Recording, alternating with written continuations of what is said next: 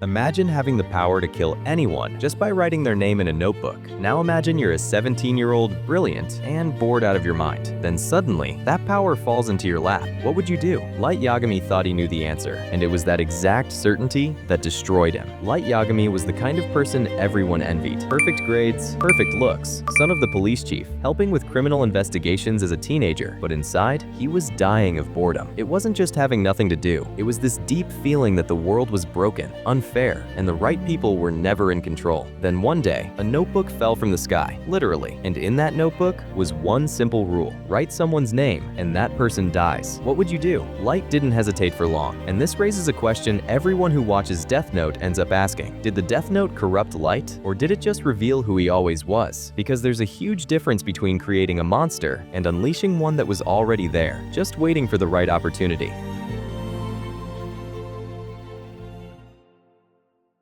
Let's rewind for a second. Before the Death Note, Light had an almost perfect life. Loving family, dedicated father who represented everything right about the justice system. So Ichiro Yagami was practically the ideal man. Honest, hardworking, just. And Light grew up watching this, absorbing these values. But along with that, he also saw something else. Criminals walking free, injustices happening, a system that constantly failed. And for someone with his intelligence, that was frustrating because he saw the problems, saw the solutions, but had zero power to change anything. So what happens when you combine a rigid sense of justice, insane intelligence, a feeling of intellectual superiority, and deep existential boredom? You get someone waiting for an excuse, for a tool, for a reason to act. And the Death Note was exactly that. It didn't create anything new. It just removed the brakes. Now, what makes Light terrifying isn't that he's a classic psychopath. It's the exact opposite. He feels. He has empathy. He loves his family. But there's this psychological mechanism called moral disengagement, and Light is a master at it. Here's how it works. You create ethical justifications for extreme actions. I'm not the one killing. It's Kira. I'm creating a better world. These people deserved to die. It's like he splits his own identity. Light Yagami is the perfect son, the model student.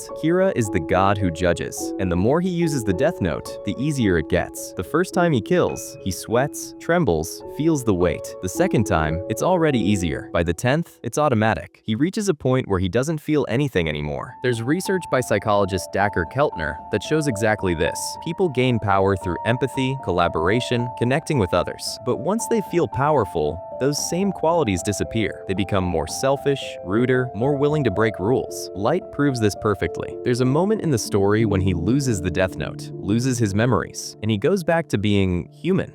Empathetic. He even says that manipulating people's feelings is unforgivable, without realizing the absurd irony of what he's saying. And this change shows something important. Power doesn't just amplify what's already there. It literally changes how a person functions, changes the brain, changes perception of reality. But there's another side to all this. On the outside, Light is perfect. He knows exactly how to present himself, knows what to say, how to say it, when to show emotion, when to hide it. He reads people like open books, identifies fears, desires, insecurities, and uses all of it. With Misa, he exploits her unconditional affection. With Takada, admiration. With Mikami, blind devotion to Kira's justice. He adapts the mask depending on who's in front of him. And this isn't luck. It's emotional intelligence taken to the extreme. He perceives, regulates, understands, and manipulates emotions, both his own and others. But the problem is, he uses this instrumentally, not to connect, to control. There's an interesting detail about this. Narcissists make great first impressions. They seem charming, confident, charismatic.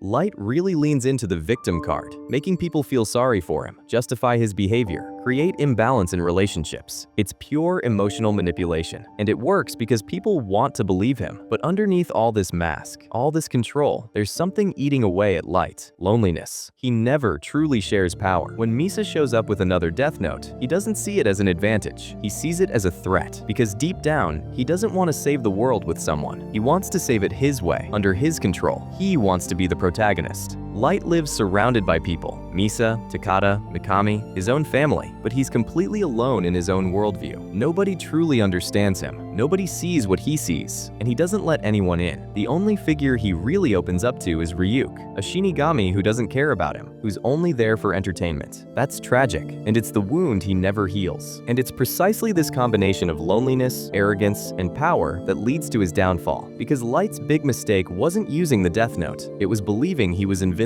The more power he gains, the more confident he gets. He starts acting with less caution, more arrogance, because deep down, he believes he's smarter than everyone, that nobody's going to catch him. And then L enters the picture, then Near, people who directly challenge his ego, and it's in these moments that the mask falls. Because when his pride and superiority are threatened, he loses emotional control. He makes mistakes that someone with his intelligence should never make. Think about it. The Death Note left no traces. He didn't need to be present. It was practically impossible to get caught, but he was, because he wanted to be challenged. He wanted the game with L, not for justice, for the thrill, for his ego. And this reveals something deep about how power affects us. Power doesn't create who you are, it reveals it. The Death Note didn't turn Light into a villain. It just removed the social, ethical, and psychological limits that kept certain parts of him contained. And there's something else. Emotional intelligence isn't synonymous with goodness. Light had insane emotional control, read people with precision, regulated his own feelings perfectly, but he used all of it to manipulate. Because emotional intelligence is a tool, and tools are neutral. The person decides how to use them. But maybe the most important thing of all is this. Arrogance and self-awareness rarely go hand in hand. Light was aware of his own abilities, but had zero real self-awareness. He didn't see his own flaws, his own limits, his own humanity. He thought he was above all of that, and that's what destroys him in the end. There's a Stoic concept that Marcus Aurelius, the Roman emperor, used. Constant practices of humility, self-criticism, visualizing your own weaknesses, dialogue with people who disagreed with him, all to avoid the illusion of greatness. Light lived the opposite, an echo chamber where nobody truly questioned his ideas, and that led him straight to his fall. So back to the question from the beginning, did the Death Note corrupt Light, or did it just reveal who he always was? The answer is both, and neither. The Death Note amplified traits that already existed, the sense of superiority, the moral rigidity, the boredom, the frustration with the world. But it also created a context where these characteristics transformed into something much bigger, much more destructive. Light without the Death Note would probably be a brilliant lawyer, an exemplary cop, maybe even a politician. He'd still be rigid, still have a questionable sense of justice, but he'd be contained by laws, by institutions, by real consequences. Power didn't create the monster, but it unleashed it. And in the end, Light Yagami is a reminder that we're all vulnerable to the effect of power, that boredom combined with conviction can be dangerous, and that believing you're above the rules, above humanity, above judgment, is the beginning of the end. That's the weight he carried, and it's exactly what made him who he became.